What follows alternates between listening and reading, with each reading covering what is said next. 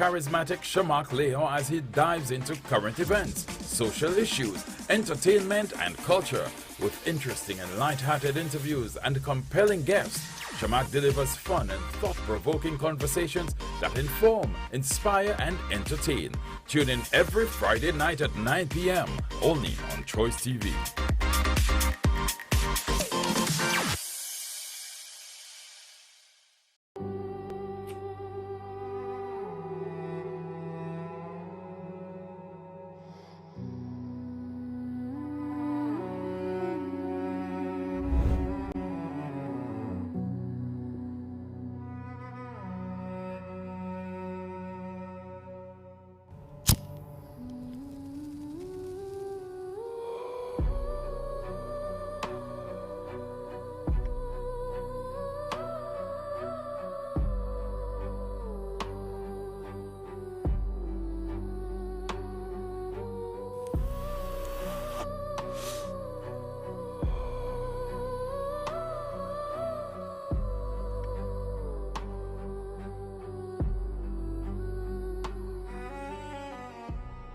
This message is brought to you by the Ministry of Health, Wellness and Nutrition in collaboration with the Caribbean Development Bank and the Interdevelopment Bank.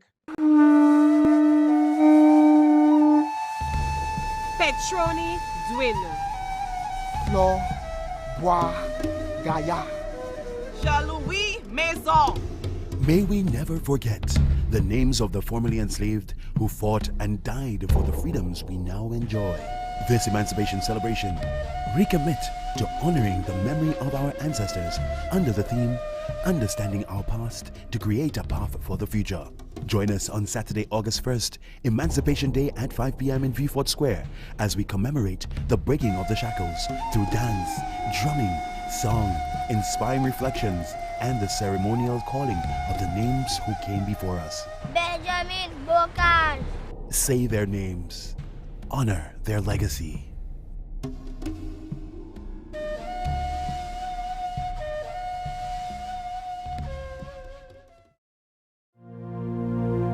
Time check brought to you by Massey Home, your way to a beautiful home.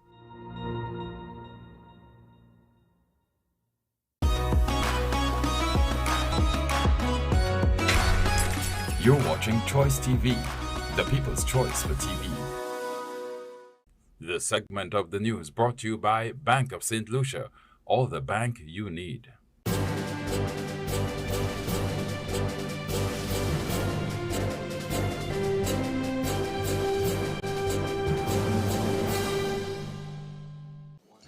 Hello everyone, welcome to Choice News Now Prime. I'm Shane Cherry. Watch the broadcast live on our Choice TV Facebook page, Choice TV SLU, and our YouTube channel at Choice TV St. Lucia. Or listen to the simulcast on Liberty Radio 92.3 FM. In the news tonight, the Millennium Heights Medical Complex clarifies the OKU's role within the wider healthcare network as hospital pressures mount. Education Minister Danny Butcher announces expanded support for TVET institutions and students. St. Lucia Kings to launch their 2026 CPL campaign at home at the Darren Sammy Cricket Ground. And in news from the region, in Nevis, progress has been reported on the proposed Destiny project following high-level Nevis government talks.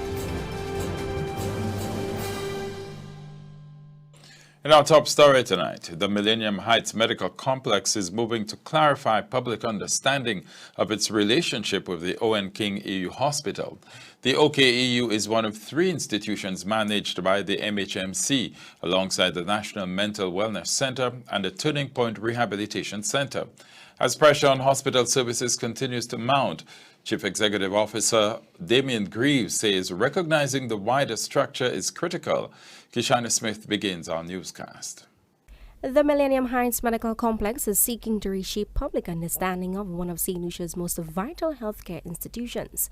At its July 29th press conference, Chief Executive Officer Damien Greaves began by clarifying that the Millennium Heights Medical Complex is the corporate body responsible for managing several healthcare facilities, not solely the Owen King AU Hospital, as is commonly believed.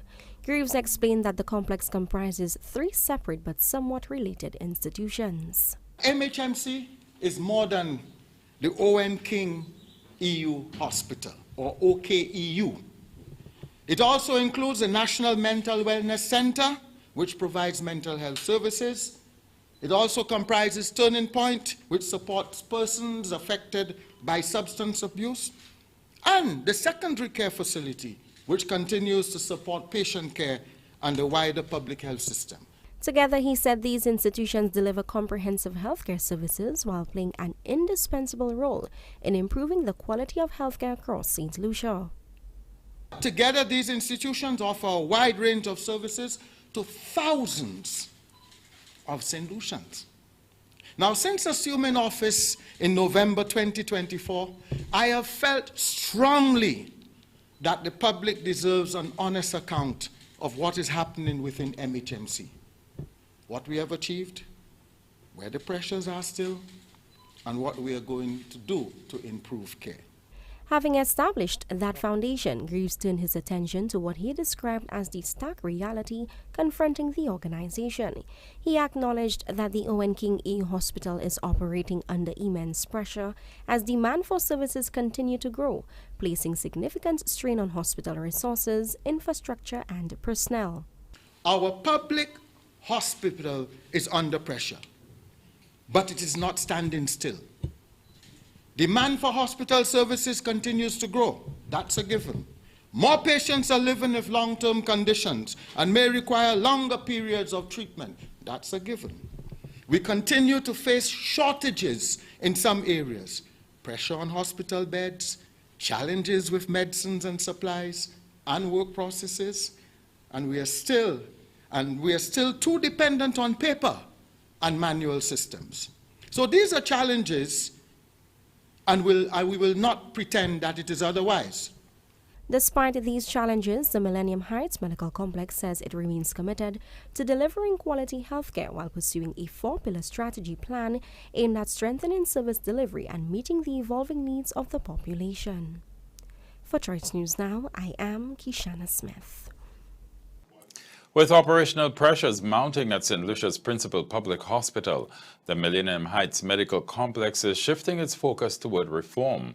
Chief Executive Officer Damian Greaves has unveiled a four-pillar strategic plan aimed at strengthening the Owen King EU Hospital, improving service delivery, and building a more resilient public healthcare system. Kishana Smith tells us more. The Millennium Heights Medical Complex, MHMC, has unveiled a comprehensive roadmap aimed at addressing the challenges facing St. Lucia's public healthcare system. During the complex's recent media briefing, Chief Executive Officer Damian Greaves acknowledged that the Owen King EU Hospital continues to operate under considerable strain, citing the increasing demands placed on the nation's flagship healthcare institution. Recognizing that these challenges require more than short-term solutions, Greaves presented a four-pillar strategic framework intended to strengthen the hospital's operational capacity while laying the foundation for long-term sustainability and improved patient care. At the forefront of that agenda is improving the efficiency of patient movement and flow throughout the hospital. We are improving how patients move through the hospital. When every ward bed is occupied, a patient who needs to be admitted may have to remain in the emergency department longer than anyone would like. Of course, that affects the patient. It affects the family. It places added pressure on our doctors, our nurses, and support staff. Indeed, it also affects the next person arriving for emergency care. So we are therefore reviewing how our beds are managed, how patients are admitted, how discharge arrangements are made, and how departments communicate with one another. Further, Greaves indicated that another key focus is strengthening the hospital's revenue generation and improving the management of its financial resources, encouraging patients to settle their bills after receiving the necessary services. MHMC is part funded by government. The resources available to us must support many competing needs. And these are the needs, some of the needs. Medicines, medical supplies, equipment repairs, staff salaries and allowances, and building maintenance, and of course the daily operation of our four institutions. So we recognize that some patients qualify for exemptions and that people's financial circumstances differ. However, where fees are payable, settling hospital bills helps the institution support essential services, repair equipment, and purchase supplies needed for patient care. Thirdly, groups highlighted the vision for the improvement of technology at the facility. Too much hospital work still depends on paper, handwritten records, and manual processes. This can lead to delays, repeated work, and difficulty obtaining information quickly. So we are introducing what we call digital systems to improve billing, fiscal management, financial management generally, data collection, and decision making. Finally, the Chief Executive Officer noted that its fourth pillar will be centered on the deliberate focus on its employees. A hospital is only as strong as the people who work within it. So we're expanding opportunities for training, for professional development, and for upgrading of skills.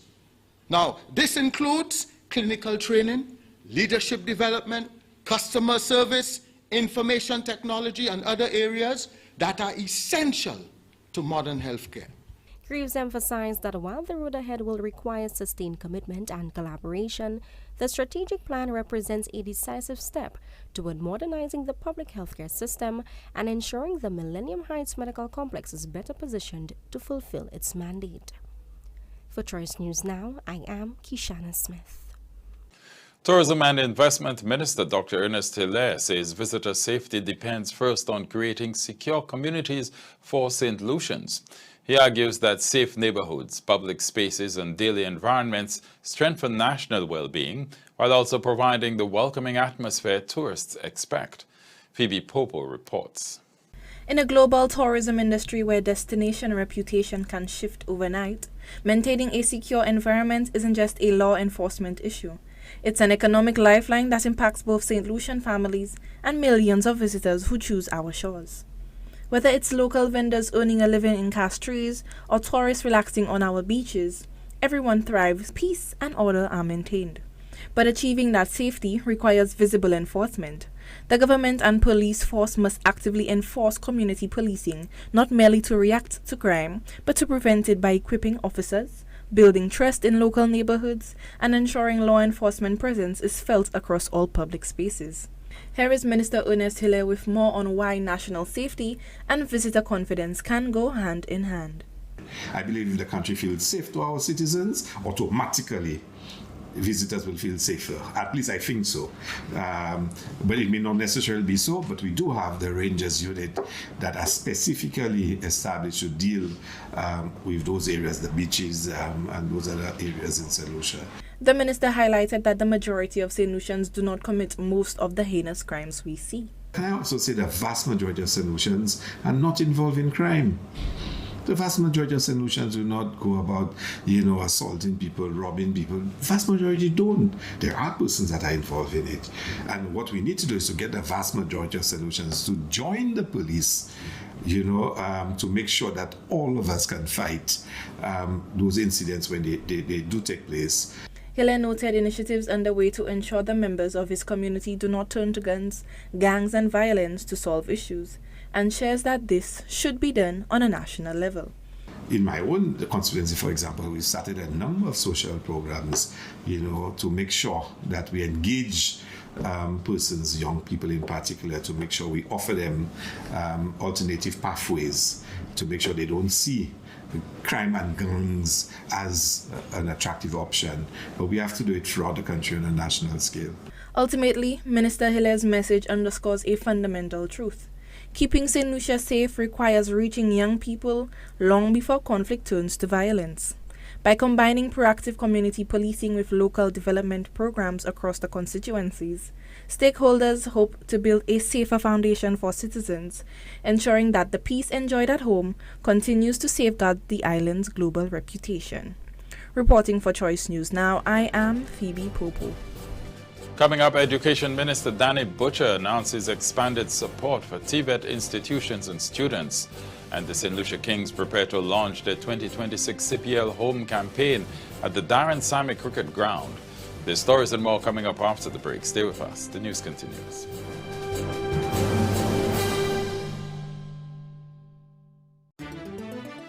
It's all about you and the dreams you believed, how you made your way ahead, all the goals you have achieved.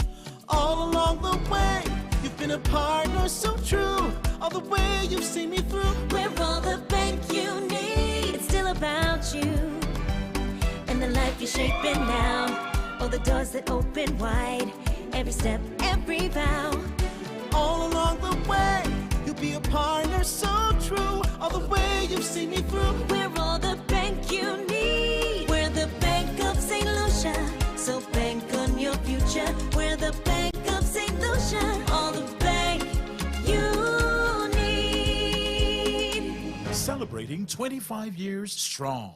Bank of St. Lucia, all the bank you need.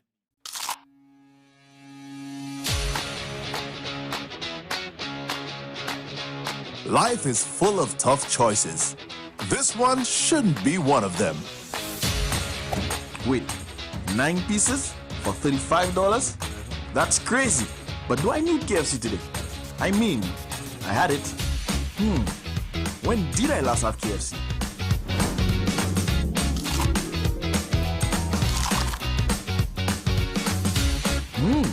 Oh yeah, that was a good day. Okay, wait. If I don't buy it, someone else will. And what if they take the last bucket?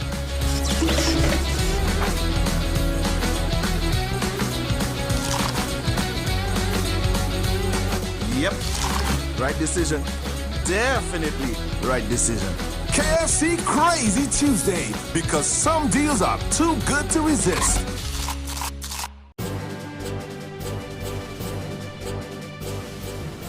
Welcome back. Education Minister Danny Butcher has announced further support for St. Lucia's Tibet institutions and students, outlining the measures during Thursday night's SLP public meeting marking 5 years of progress.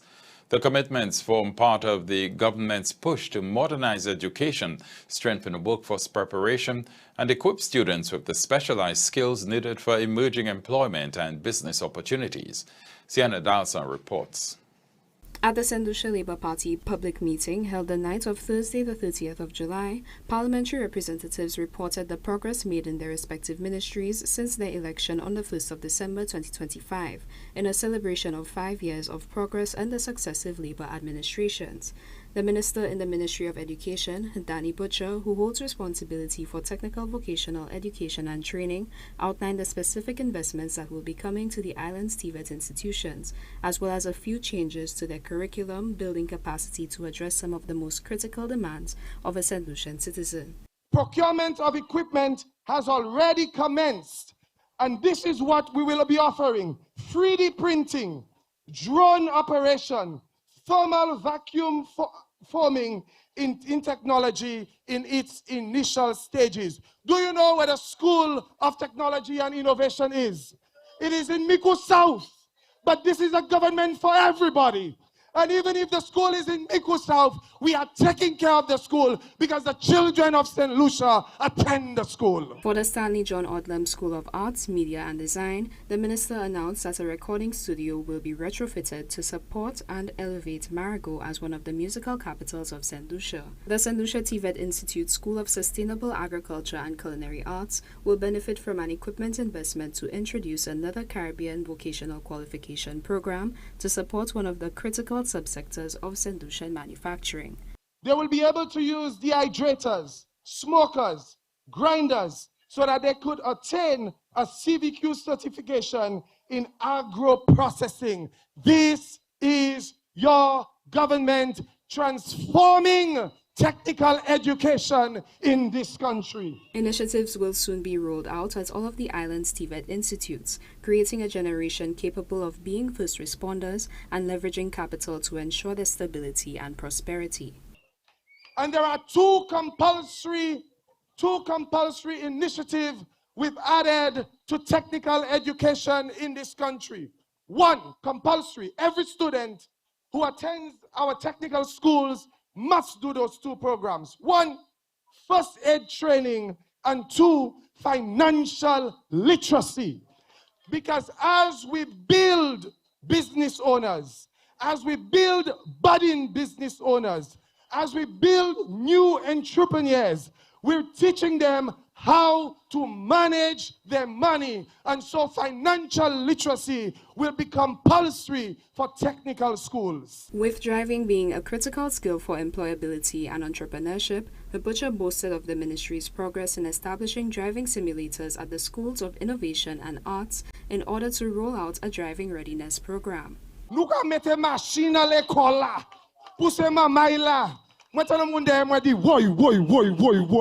That is your Ministry of Education. In response to road safety, we are ensuring that 2 of our technical schools, and they're underway already, you know, we're giving them driving stimulators to ensure that our children could be ready for driving. An urgent demand of Caribbean governments has been to equip students with skills needed to competitively participate in the global economy. Having promised in his budget speech to make TVET institutes schools of choice and not mere circumstance, the Butcher's progress of modernization molds technical vocational education and training into a highly desirable trajectory for generations of Lucian students and citizens to come. For Choice News Now, I am Sienna Dalso.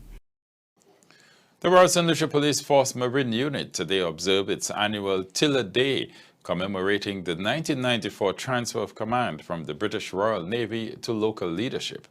Marked on the final Friday of July, the celebration features public exhibitions, community outreach, and recognition ceremonies honoring the service and bravery of Marine officers. Phoebe Popo reports. Decades after charting a new course of national sovereignty, the Royal St. Lucia Police Force Marine Unit gathered at the VG Marine Police Base today to celebrate its annual Tiller Day ceremony. Held every last Friday of July, this high-profile event honors local maritime law enforcement while commemorating the historic 1994 handover of unit command from the British Royal Navy to St. Lucian officers. The present-day milestone celebration blends official recognition ceremonies with public tactical displays to highlight the unit's ongoing dedication to national security and coastal community outreach. Deputy Commissioner Elvis Thomas extended his gratitude to the current members and veterans alike for their instrumental role in the unit's long-standing legacy. It is an absolute privilege to welcome you as we celebrate Tiller Day and mark a remarkable milestone. 32 years, I believe, of service that the Marine Unit has given to not just the police force, but the country.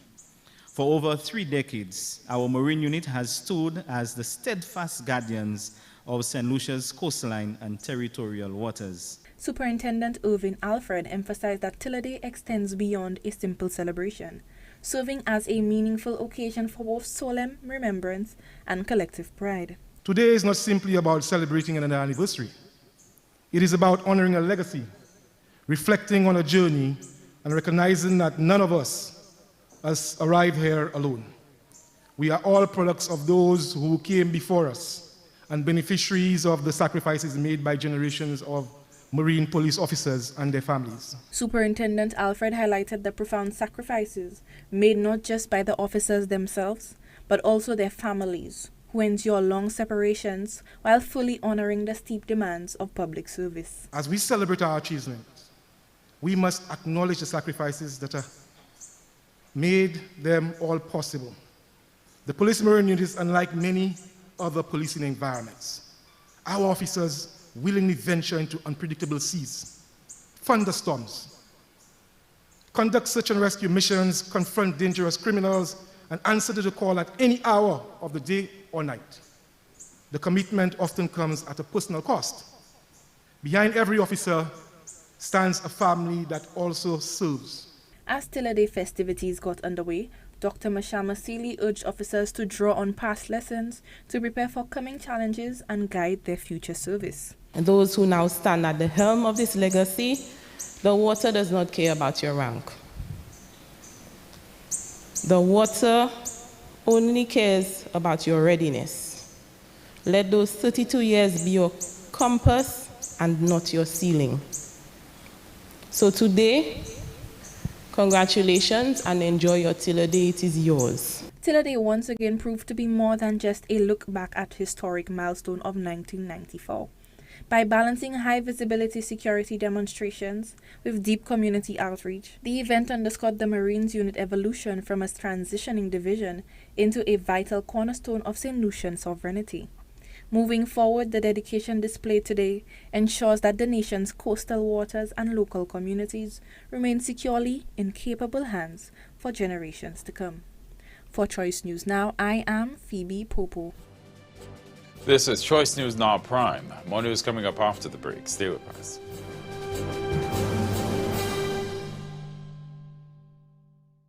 If you suffer with pain from fibromyalgia, lupus, sickle cell anemia, sciatica, or arthritis, Lockley DeCoste doctor specialists from overseas in St. Lucia will diagnose and treat patients who have been suffering long.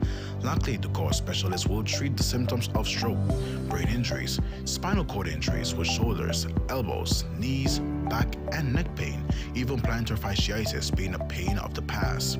Lockley DeCoste specialists in St. Lucia EMG tests will measure the damage in neuromuscular disorders and diabetic neuropathy, because Lockley DeCoste doctor specialist provides proper diagnosis using the most effective treatment for you to live free of pain.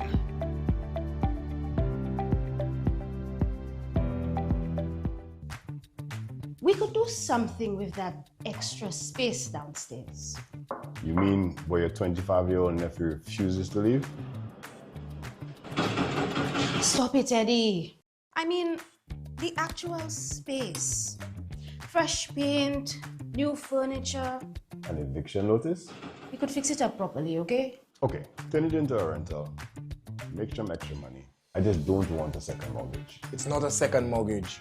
HomeFlex gives you a $50,000 line of credit using the freed up value in your home. You use what you need and pay down what you use over time. You can also use it for investments or even pay for your vacation. And when is your vacation here ending? Ask about a BOSL HomeFlex line of credit today. Auntie, call me when food ready. BOSL HomeFlex. Unlock your home's potential. Massey Store's waterfront is now temporarily closed for renovations for approximately 3 months. You are welcome to continue shopping with us at Massey Store's City Store or Leclerc, where you can enjoy double points on Wednesdays and Fridays, weekly sampling, and ring-a-ding Fridays during the renovations. Thank you for your understanding and continued support of Massey Stores. Our family serving your family.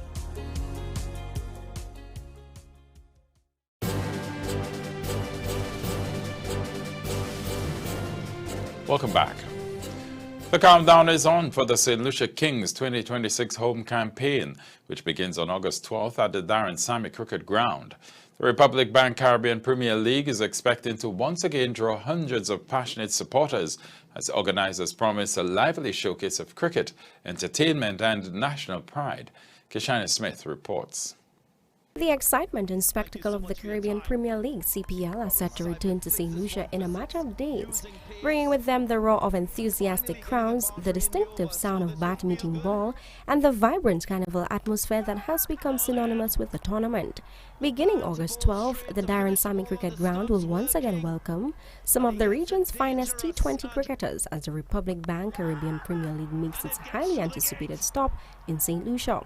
The St. Lucia Kings will host 5 home fixtures between August 12th and August 21st, taking on the St. Kitts and Nevis Patriots, Antigua and Barbuda Falcons, Barbados Royals, Guyana Amazon Warriors, and Jamaica Kingsmen under the lights at 7 p.m. Assistant coach John Eugene says preparations have been encouraging, expressing confidence in the team's readiness and believing the team has what it takes to deliver another exceptional season. In terms of preparation, we begin our preparation today at Darren Sammy from 1:30. So we have a contingent of 8 players already on islands, and we are hoping to, get it up and going. In terms of the team composition, I think it's already known that we have some new faces, but we also have some returning players who have done well for us over the last couple of years.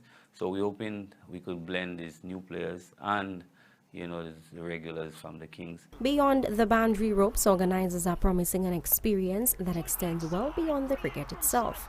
Head of Marketing, Sponsorship and Communications, Suma Plezi, says patrons can expect an exciting blend of high-quality cricket, vibrant entertainment, family-friendly activities and the signature carnival atmosphere that has made the CPL one of the Caribbean's premier sporting events. Patrons can expect amazing cricket, not just cricket, but entertainment. They can expect a good vibe. We want St. Lucia to come out and support on the 14th, the 12th, the 14th, the 16th, the 19th, and the 21st. We are hoping, not just hoping, we know we will win matches. We are hoping to come back home with a trophy, but every game counts, every match counts. So we want St. Lucians to come out and support. We say to St. Lucia, they are our 12th man. Media consultant James Ajoda provided details on ticket costs for patrons planning to cheer on the St. Lucia Kings. You do not want to wait until the gate. Guys, the tickets sell out very quickly. So make sure you get your tickets. For grounds, it's $35. For Castries and Grizzly, it is $52. And for Johnson Charles, everybody's favorite, it's $63. So make sure you get your tickets. And now, what we want to do is build a vibe. As we always do for St. Lucia Kings, we want to see that sea of blue. It's a new team. You know, some returning faces, but it's a somewhat new look team. So we need to make sure that we welcome these persons, and we want to have a sold out crowd every single home game. CPL has long been elaborated as the biggest party in sport, combining elite T20 cricket with music, culture and entertainment to create an experience unlike any other.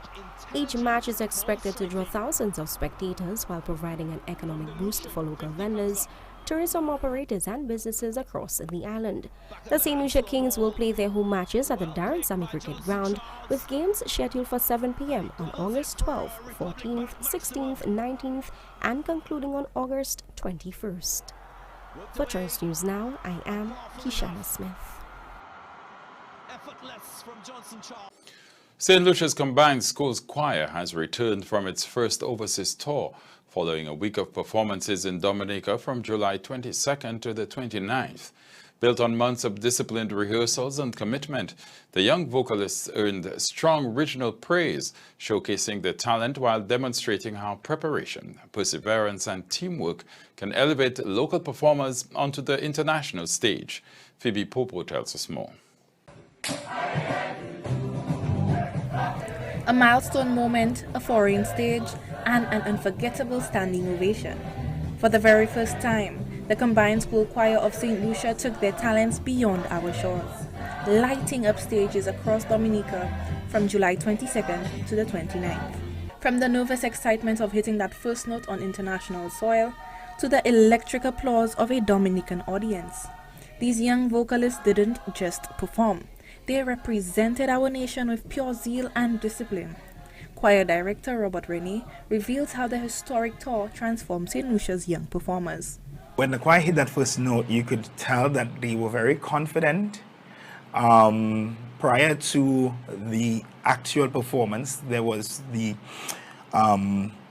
what we call the dress rehearsal, and the dress rehearsal was tasking on them.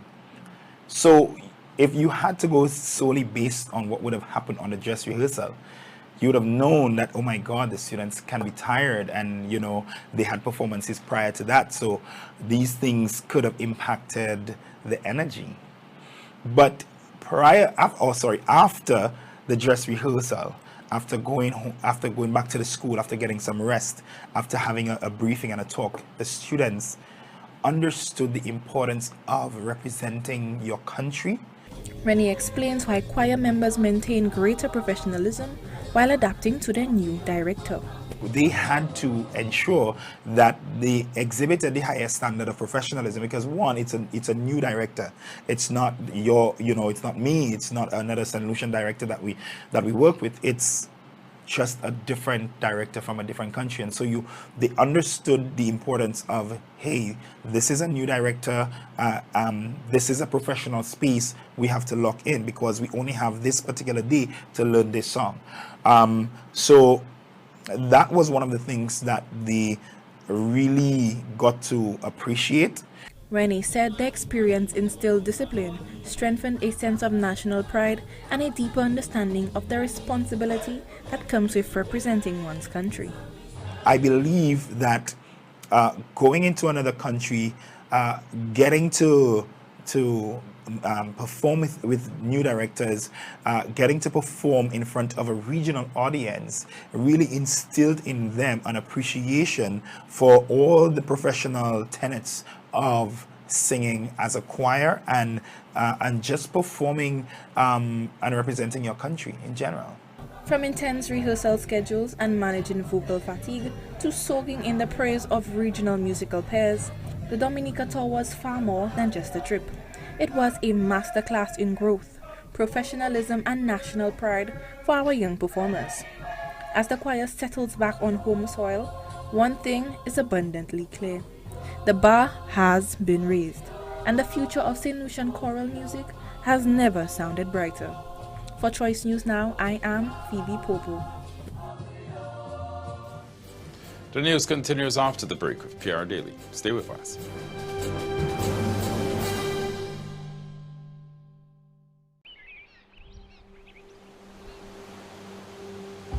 In the blink of an eye, the rain can transform everything. St. Lucia's rainy season is growing more intense, bringing floods, landslides, and damage to our homes and infrastructure.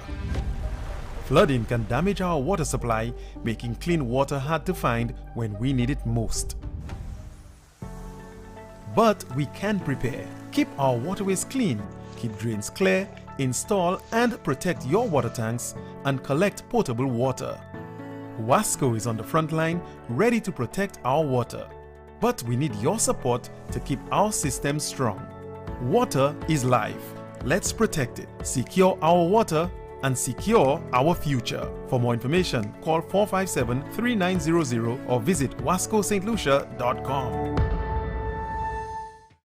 Courts presents their 2026 All-Range event. Be inspired at all Court stores nationwide. Come see what's new in everyday furniture and appliances. Get a chance to win an Indorama 30-inch stove with appliance purchase of $5,999 or more. Great deals on TVs and wall mounts. Everyday great value on mattresses. Bedroom bundle deals up to 25% off. Be inspired at the Courts 2026 All-Range event. Affordable convenience for your home. Only at Courts. Bringing value home. Offer ends July 25th, 2026. Conditions apply. Massey Store's waterfront is now temporarily closed for renovations for approximately 3 months. You are welcome to continue shopping with us at Massey Store's City Store or Leclerc, where you can enjoy double points on Wednesdays and Fridays, weekly sampling, and ring-a-ding Fridays during the renovations. Thank you for your understanding and continued support of Massey Stores. Our family serving your family.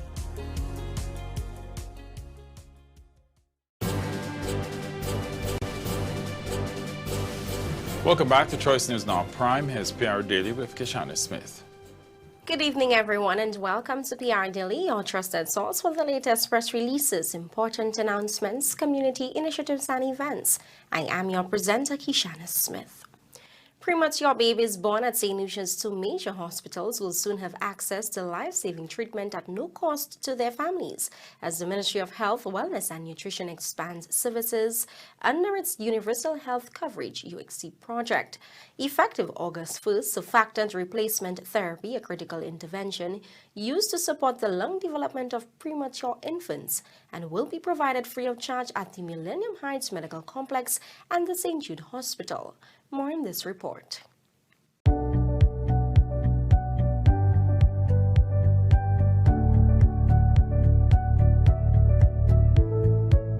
The St. Lucia Universal Health Coverage Project under the Ministry of Health, Wellness and Nutrition continues to launch health services in a phased manner under UHC.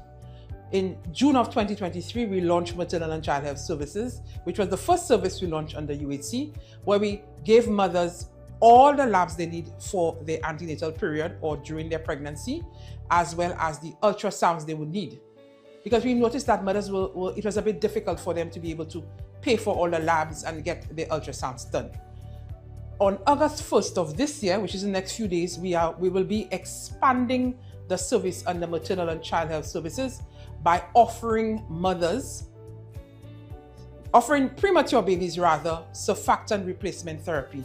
We know that we have premature babies being born, and these mothers or fathers or parents are asked to purchase the surfactant replacement therapy. One vial is about $2,000, and sometimes a baby will need 1 or 2 vials for them to be able to have lung maturity to live out of the womb, seeing that they were born before the time they're supposed to be born because they're premature.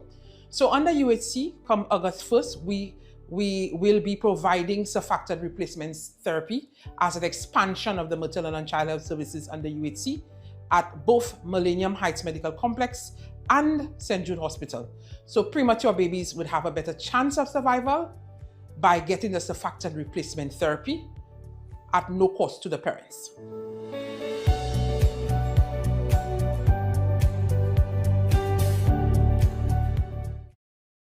In other health-related news, the St. Jude Hospital continues to expand its healthcare services with the official opening of a new dialysis department, marking another milestone in the facility's gradual transition into its newly reconstructed premises. The upgraded unit now boasts 14 dialysis machines, up from the previous 8, significantly increasing the hospital's capacity to provide critical treatment to patients living with kidney disease and reducing pressure on existing healthcare services.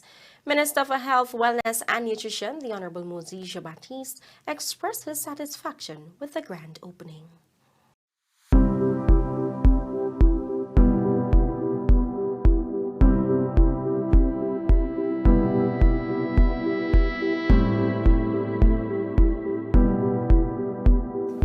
Moi bien content bon matin qui nous ici à l'hôpital Saint-Jude 9 là côté département dialysis comme moun ka prend dialysis département dialysis ouvert aujourd'hui avec moi bien content cher moi plein pour qui nous a ouvert l'autre département à l'hôpital Saint-Jude.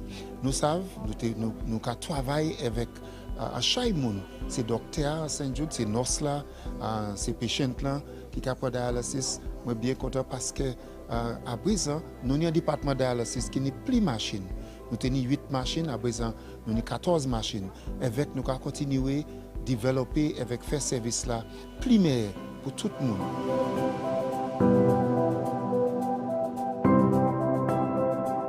Nous savons qu'il est important le gouvernement qui a mis l'argent dans dialysis avec les autres départements à l'hôpital là pour assurer que c'est là nous ouvrir ces départements, nous avons ouvert ces départements avec toute force nous, avec toute courage nous pour place la saine et sauve pour service là, c'est gens cette lycée qui joindre, c'est un service qui primaire qui nous s'abaille.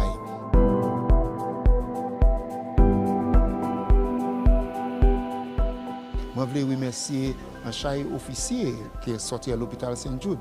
Là, il y a un chai travailleur qui était ici un week-end qui passait à Yosabaï, un chai temps eux-mêmes pour assurer que ça nous aujourd'hui est acceptable. Comme ça, c'est docteur avec ces nurses-là qui a gardé ces machines, qui a travaillé avec ces patients dialysis là pour assurer que tout le bagage passe bien. Avec nous, regarder pour tout le bagage passe bien. Avec les autres départements, nous avons travaillé pour mener les autres départements dans l'hôpital neuf là.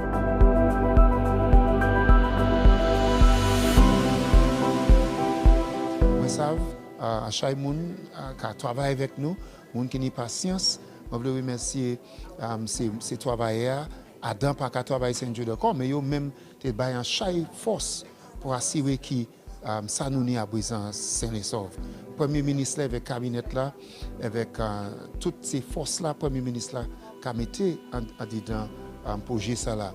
Je veux remercier PARO, ça c'est organisation les mondiales Caraïbes là, CAFA, je veux remercier tout l'autre monde qui baille l'argent pour assurer qui monde qui te baille qui tenait fundraising à ce temps l'hôpital a été brûlé. Nous avons tué qui département par département, nous avons mené l'hôpital là vie en OG. Comme ça, je veux remercier tout le monde. À ministre là, je veux remercier chef médical Dr. Sharon Belma George avec tout le département. Je remercie Biomedical qui a gardé ses équipements. Je remercie Finance avec toute département ministre qui a travaillé. Travail là pas encore fini. Travail là pas encore fini. Il y a chaque travail pour faire toujours, mais nous bien contents, nous remercier bon Dieu qui à présent nous a mis dans l'A6 avec nous qui venir mettre un autre département avec un autre département avec tout l'hôpital là qui est sorti un stadium là avec Vénitien. Nous avons travaillé pour assurer que toute bagaille c'est ne sauve qu'on nous ça fait. Merci Anchaï.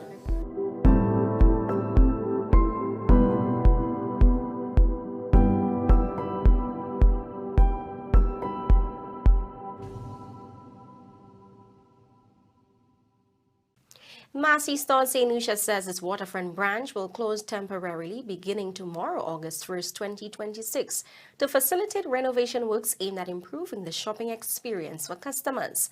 The company says the renovations are expected to take approximately 3 months. During that period, customers are encouraged to shop at the Massey Stores City Store, Massey Stores La Clary, or any other of the company's convenience locations. Massey Stores has also advised its customers to follow its official Facebook, Instagram, and WhatsApp channels for updates on the progress of the renovation and the reopening of the waterfront branch. And that's all for today's edition of PR Daily. If you have a press release that you want to share with our audience, send us an email at news.choicemedianetwork@gmail.com. Thank you for watching PR Daily, and do stay tuned for more news and updates. Back to you, Shane. Thank you, Kishana. Let's now take a look at the local weather forecast.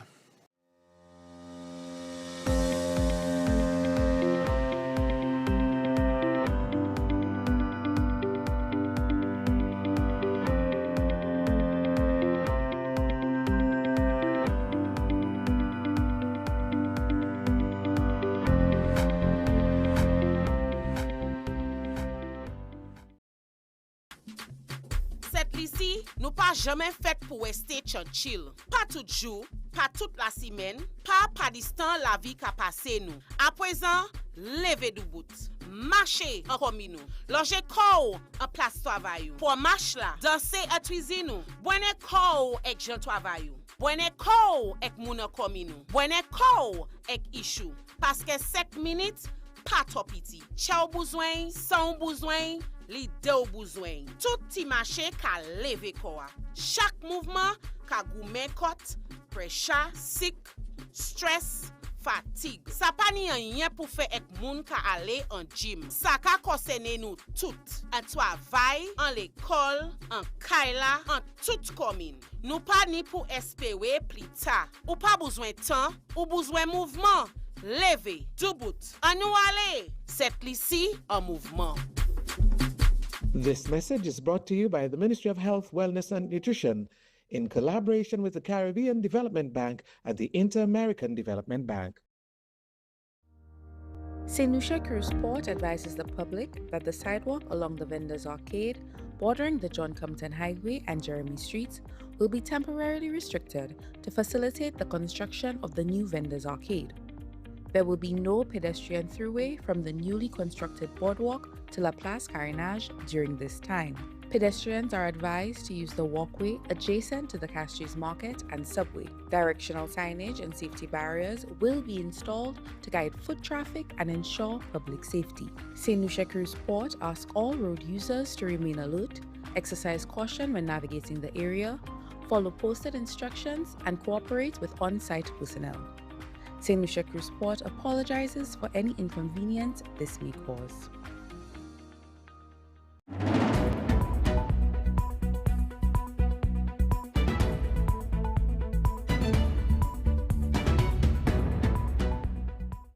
Welcome back. Here's Sienna Dalsa with our regional news package. Welcome to the regional news package. I'm your presenter, Sienna Dalso. While no final decision has been made on the proposed Destiny project in Nevis, both the Nevis Island Administration and the St. Kitts and Nevis federal government say that progress has been made following a high-level meeting held earlier this week. Representatives of the Destiny project, the Nevis Island Administration and the federal government met at the Four Seasons Resort to discuss 4 concerns the federal government had raised regarding the proposed development agreement. Speaking at his press conference on Thursday, the 23rd of July, Premier Mark Brantley said that those issues were addressed during the discussions. We hear more on this from Television Caribbean's Andre Huey. While no final decision has been made on the proposed Destiny project in Nevis, both the Nevis Island administration and the federal government say progress has been made following a high-level meeting held earlier this week. Representatives of the Destiny project, the Nevis Island administration, and the federal government met at the Four Seasons Resort to discuss 4 concerns the federal government had raised regarding the proposed development agreement. Speaking at his press conference on Thursday, July 23, Premier Mark Brantley said those issues were addressed during the discussions. Let me update you that there was yesterday a very high-level meeting between representatives from the federal government, representatives from the Nevis Island administration, and representatives from the Destiny developers. And the meeting would have occurred at the Four Seasons Resort, and it took up a significant part of yesterday. And the whole purpose behind that meeting was to iron out some remaining issues. The Honorable Prime Minister would have written to me indicating that, having considered the matter, the Cabinet, they had 4 issues that were of some concern, and those issues, I am advised, would have been resolved in that meeting that occurred yesterday. And if that is the position, it now means, therefore, that we should be in a position to move forward with that particular project. Television Caribbean News asked Premier Brantley to identify the 4 concerns discussed during the meeting.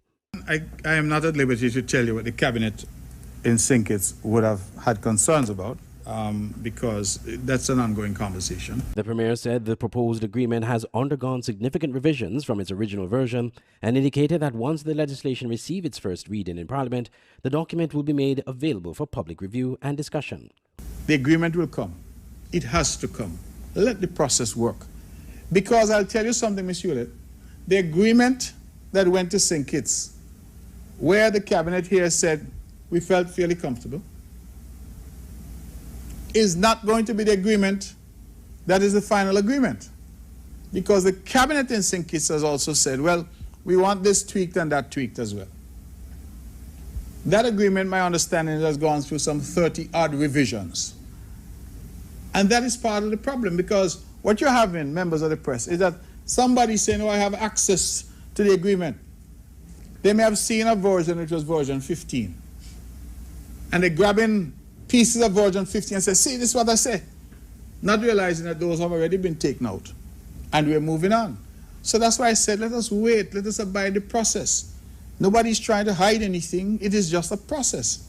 In a press release from the St. Kitts and Nevis Information Service issued later on Thursday, the federal government confirmed the meeting and said discussions, along with proposed revisions to the project, will now be presented to the federal government before being referred to the Independent Oversight Committee for review.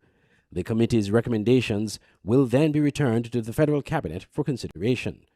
According to the SKNIS release, Prime Minister Dr. Terence Drew said the review process has already resulted in meaningful changes to the proposal originally submitted. He also reiterated his position that while the federal government does not have general authority over development projects in Nevis, its involvement is required where proposals engage federal responsibilities such as immigration, customs, citizenship, law enforcement, the courts, treaty obligations, public finance, financial regulation, and the operation of federal laws. The Destiny Project, a large-scale real estate development proposed under the recently enacted Special Sustainable Zone legislation, the SSZ, has generated considerable public debate. Supporters, including the Nevis Island administration, argue that the development has the potential to create jobs, stimulate economic activity, and drive long-term growth on the island. Critics, however, contend that the project involves the sale of a substantial amount of private land and have raised concern about its implications for national sovereignty and its compatibility with the Constitution of St. Kitts and Nevis. Nevis Reformation Party leader Janice Daniel Hodge has said her party will oppose the project if it is approved and has indicated it is prepared to pursue legal action if necessary. Andre Huey, Television Caribbean Channel 40 News. St. Barnabas Anglican Church in Barbados hosted what they say is the region's first Bob Marley Emancipation Mass. During the service, Marley was remembered as one who exemplified the region's potential to move closer to God through Caribbean song, sound, and poetry. We hear more on this from Deanza Roberts with CBC News. The familiar sound of reggae filled St. Barnabas Anglican Church, but this was no concert. Instead, it was worship. Many packed the historic church in African attire for what organizers say is the Caribbean's first Bob Marley Emancipation Mass. Marley's timeless classics, including Redemption Song, War, Exodus, Three Little Birds, and Get Up, Stand Up, were woven into scripture, prayers, and reflections during Barbados' season of emancipation. For Reverend Canon Dr. Stephen Fields, this service wasn't about celebrating a musician, it was about embracing the message. Caribbean people can worship God through Caribbean song, movement, poetry, and song. And this Mass bears witness to that possibility. We must come to these moments of divine encounter singing our songs, dancing to our own beat, and allowing the winds of the life-giving spirit to refresh and renew our tired way of being and doing. That conviction helped to inspire this Marley Mass. This is the Zacchaean way, doing what we can do to make things right. This is one reason that Marley matters for us. Throughout the service, the congregation became more than spectators. They sang, they danced, they celebrated Caribbean culture inside the sanctuary. For Reverend Canon Dr. Stephen Fields, that cultural expression represented another form of emancipation. Minister with responsibility for Pan-African Affairs and Heritage, Trevor Prescott, described the service as groundbreaking. He believes the church successfully connected Christianity with modern Caribbean realities. I am happy to be at St. Barnabas today to see the revolutionary changes in terms of the celebration of religion, spirituality, and also all the multicultural presentation which is this here today, not music, right side of red. We also had dance groups, all of these variables of the manifestation of a transition. For many insights in Barnabas, it wasn't just about remembering Bob Marley, but a celebration of identity, faith, freedom, and the continuing journey towards true emancipation. Deanza Roberts, CBC News. And that's all for the regional news package. Back to you, Shane. Thank you, Sienna. Our final segment coming up right after the break. Stay with us.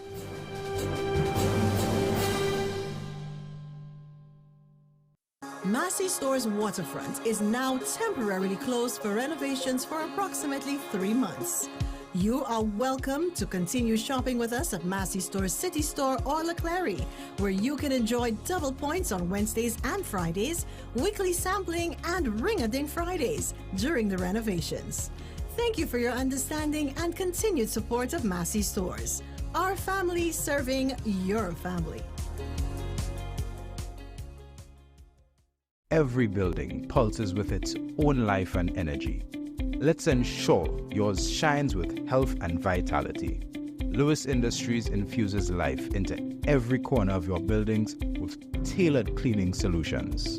From conquering mold and mildew, restoring floors to their former glory, to meticulous post-construction cleanups, washroom sanitizations, and caring for delicate fabrics and upholstery, our comprehensive services covers all your building cleaning needs.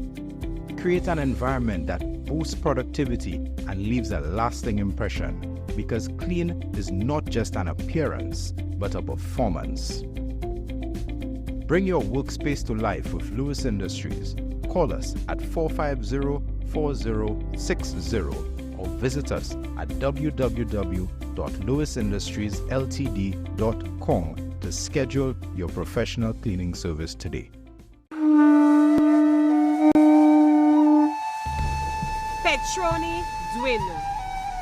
Flor, Bois, Gaia.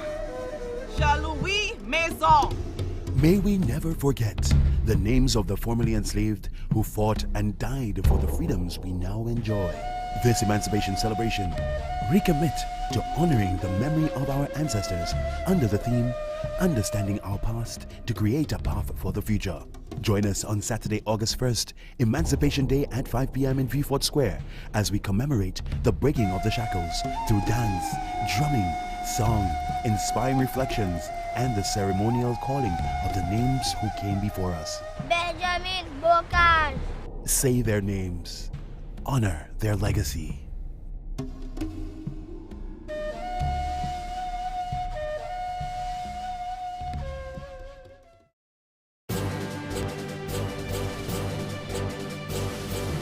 Welcome back. Before we end tonight's broadcast, here's our upbeat update.